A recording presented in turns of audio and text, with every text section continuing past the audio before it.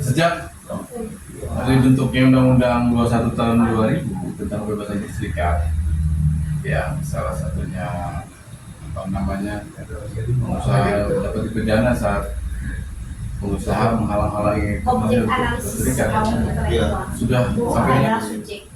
Nah, maka menyampaikan pendapat itu kan dilindungi dan juga diatur di dalam Undang-Undang Nomor 21 Tahun 2000 kebebasan berserikat pekerja.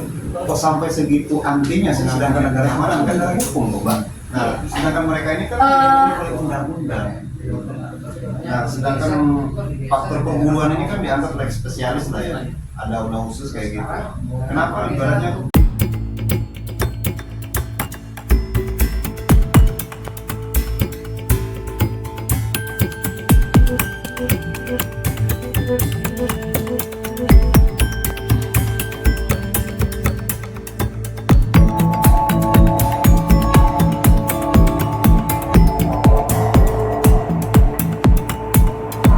Kenalin, nama saya Ujang Kurniawan dan saya juga di sini tidak sendiri. Saya juga ditemani oleh kawan-kawan aktivis kelas buruh dan rakyat secara umum, khususnya dalam memperjuangkan untuk mendapatkan sebuah keadilan. Dan sini telah hadir kawan kita yaitu Mbak Popom dari aktivis buruh lah ya, dari perempuan, dan juga dia juga tidak sendiri, di sini juga dihadirkan oleh kawan Uci ya. Dari organisasi apa ini? Bang atau Mas atau Pak Bung ini? Bung aja ya. Oke. Aku Zainal Rusli, nama panjangnya. Kawan-kawan baru tahu nama panjang aku. Biasa dipanggil Uci, dari Federasi Serikat Buruh Karya Utama, Konfederasi Serikat Nasional, STKOKS. Oke teman-teman, nah itu kita memiliki dua narasumber dan kita akan berbincang-bincang ke depan tentang ini. Mereka punya sesuatu yang perlu kita hidangkan di seluruh media dan juga pemahaman kepada kita bersama tentang buku yang mereka tulis ya, yang bertemakan atau yang berjudulkan Menolak Tunduk. Nah, kita agak penasaran dengan buku ini. Apa sih isi buku ini, dan mereka adalah sebagai penulisnya dan sejarah-sejarah buku ini ya. Dan karya yang harapannya dari kelas buruh bisa menghasilkan sebuah edukasi bahwa makna dari tulisan tersebut. Mungkin kita akan lebih nanya ke saudara Mbak Popom ya, yang mudah-mudahan apa sih makna dari buku ini yang dimaksud dengan menolak tunduk nih Mbak Popom. Monggo Mbak Popom disampaikan. kita mungkin menceritakan lebih dulu ya tentang buku ini. Jadi ini adalah seri kedua dari buku menulis yang diinisiasi oleh Lembaga Informasi Perempuan Sedane. Biasa kita mengenal LIPS. Jadi di yang seri pertama itu buruh menulis, judulnya buruh menuliskan perlawanannya. Waktu itu tahun 2015. Jadi ada 15 penulis buruh dari berbagai sektor. Salah satunya ada kawan-kawan PDK, jadi PT Pandang Karya tentang saya belum kerja, dan kami di PHK ada di tulisan yang pertama. Nah, yang kedua itu ada Menolak Tunduk. Ini diterbitkan tahun 2018, tahun 2016. Ini judulnya Cerita Perlawanan dari 6 Kota. Itu kan buku menulis seri kedua. Ini ada 12 penulis. Nah, saya salah satunya ada di tulisan ini bersama ada salah satu juga buruh PDK. Kalau apa sih artinya menolak tunduk, kayaknya saya kurang tahu juga ya. Mungkin yang tahu adalah kawan-kawan LIPS dan ya, kawan-kawan LIPS yang mereka kasih tuduh menolak tunduk. Cuma kalau membaca dari buku ini adalah cerita-cerita perlawanan sehari-hari dari buruh. Maka mungkin ditulisnya adalah menolak tunduk, bagaimana buruh dari 6 kota menceritakan perjuangannya untuk menolak tunduk terhadap penindasan yang dilakukan oleh Oke.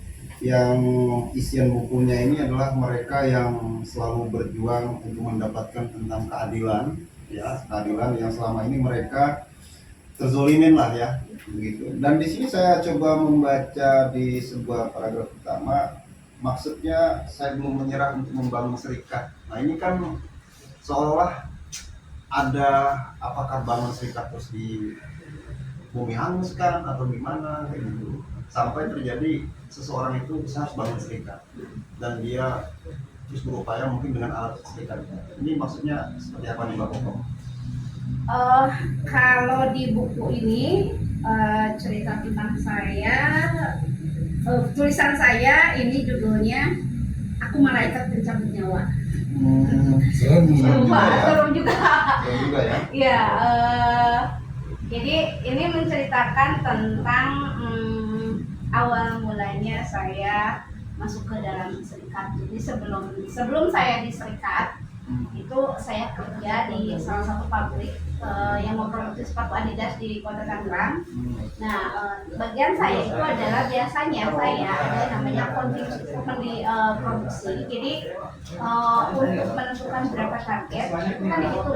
Iya, betul. Misalnya Kerjanya lah ya. enggak, misalnya gini, buruh menjahit satu komponen itu misalnya dikerjakan 2 atau 4 orang. Iya. Nah, saya biasanya di timer. Dari 4 orang ini mana yang paling lambat kerjanya. Biasanya yang paling lambat itu tuh yang dia siap-siap nih. Siap-siap kemana? Siap-siap pasti ditaruh di satu tempat namanya surplus. Surplus itu orang nggak kerja, ngapain sehari-hari, mereka ya udah dia mau tidur kayak mau apa, itu yang hamil, yang kerjanya lambat, yang bandel, ditaruh di bagian yang namanya. Lama kelamaan itu kan mental nih. Itu anak biasanya membutuhkan itu sebenarnya dari sana orang produksi manggil saya Malaikat Pencabut Nyawa. Oke. Nah, banyak kita dengar ataupun bahasa-bahasa yang pemanis lah ya, misalnya kita dengar bahwa serikat pekerja itu adalah sebuah hubungan yang baik, industrial relation kayak begitu misalnya. Ya. Apakah selama ini hubungan antar serikat pekerja dengan majikannya emang kurang baik atau gimana? Seperti apa sih Mbak kondisinya serikat buruh terhadap? Kalau pengalaman saya sendiri, saya tidak melihat ada kebaikan ya dari pengusaha. Satu contoh, di buku ini dituliskan ketika saya mendeklarasikan serikat buruh tanggal 12 Februari 2012, tanggal 13 Februari saya di PHK. Cuma 1 hari saya menjadi ketua. Nah, setelah itu di cerita ini juga saya menceritakan bagaimana konflik dengan keluarga karena saya relawan. Lalu saya mengorganisir buruh-buruh ketika saya sudah di PHK bersama ada 8 kawan saya. Jadi kami mendirikan serikat tanggal 12 Februari, 8 orang di PHK, cuma 3 yang tersisa. Oh iya, saya mohon maaf nih Mbak, kita nanya. Di negara kita itu kan di undang-undang, itu kan dilindungin ya. Betul. Di dalam undang 1945 nih kalau saya nggak salah baca misalnya, di pasal 28 itu berkumpul, menyampaikan pendapat, itu kan dilindungi. Dan juga diatur di dalam Undang-Undang Nomor 21 tahun 2000 kebebasan serikat pekerja. Kok sampai segitu antinya sih, sedangkan negara kita kan negara hukum loh Mbak. Iya. Sebelum saya di PHK, saya sempat dipanggil sama salah satu apalah namanya mungkin penasehat. Itu salah satu hakim di MK. Di MK, namanya di MK. Kokom, kamu nggak usah bikin cerita, kamu mau bagian mana saja. Buat saya itu intimidasi karena saya dipanggil di satu ruangan, di sana ada direktur, beberapa orang, saya buruh sendiri, lalu diminta untuk tidak berserikat. Kamu mau bagian apa? Lalu itu adalah bentuk intimidasi atau saya tidak berserikat. Lalu kemudian ketika saya mendirikan serikat, saya di PHK. Itu bentuk dari walaupun ada Undang-Undang 21 2000, tapi bentuk dari pemberangusan serikat itu nyata. Dan yang lebih parah karena kan jelas di undang-undang ya, tindakan pemberangusan serikat itu adalah melanggar Undang-Undang 21 2000 dan pidana. Saya laporkan ini ke Polres Tangerang sampai bertahun-tahun tidak diproses. Apa sih Mbak yang masalahnya sampai kan negara kita kan negara hukum ya, harusnya kan mereka tunduk dong dengan hukum kayak gitu loh. Kan pasti ada pidana dan sebagainya kan, harusnya mereka lebih takut gitu loh. Tapi kok ini kayaknya berani banget gitu loh, seorang pengusaha kayak gitu loh, tiba-tiba berserikat itu kan hak kepada rakyat kayak gitu loh. Nih dengan Undang-Undang 21 tahun 2000 harusnya ada sanksi pidana, pengusaha harus takut, tapi faktanya tidak nih. Apa nih yang diharapkan oleh pemerintah agar benar-benar bahwa undang-undang itu harus ditegakkan sih? kayak gitu. Iya, memang harusnya begitu ya. Tapi ketika sekarang sudah jelas kepolisian, pihak aparat yang jelas-jelas itu adalah bentuk pidana, buktinya ada, itu tidak diproses. Aturannya ada dan kita laporan. Kasus saya itu bertahun-tahun, saya kebobolan segala macam. Sampai akhirnya kasus saya itu dipatahkan oleh karena pihak kepolisian meminta saran kepada Profesor Uyono menyatakan bahwa tidak ada pemberangusan sedikit untuk kasus saya. Kenapa? Karena sebelum deklarasi itu bisa terjadi di PP Pandu. Oke. Artinya banyak juga ya pengusaha yang tidak patuh hukum ya. Padahal undang-undangnya udah, kupikir udah bagus lah ya, ada pengaman ibaratnya yang sudah lebih kayak gitu. Artinya pemerintah kita harus ada evaluasi nih terhadap persoalan perlindungan bagi kelas buruh ya, khususnya kayak gitu. Oke, Bu Cik, coba disampaikan maksud dari buku ini bahwa sangat penting buruh untuk mengetahui hukum. Ya, buku ini sebetulnya selain buruh yang membaca, karena penulisnya adalah buruh semua yang juga hal yang umum perlu membaca buku ini, karena dari buku ini hal yang umum juga mengetahui tentang persoalan-persoalan yang sebetulnya di umum itu tentang tahu jadinya aja gitu, tapi tidak tahu tentang kondisi kerja, tentang persoalan-persoalan yang terjadi di tempat kerja.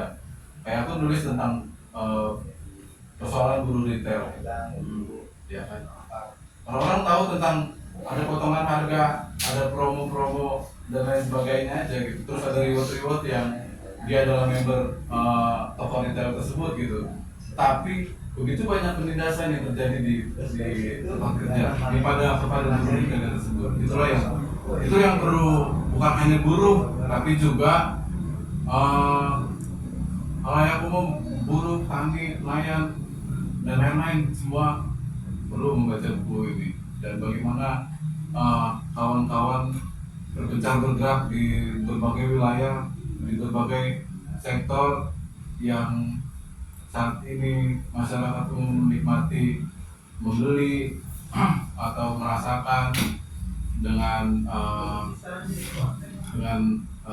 menukar uangnya gitu. Tapi banyak persoalan yang terjadi di tempat kerjanya. Oke.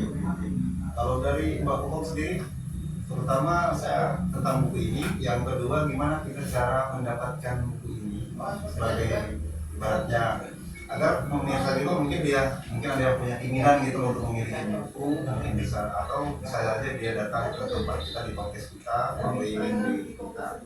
Silakan Pak.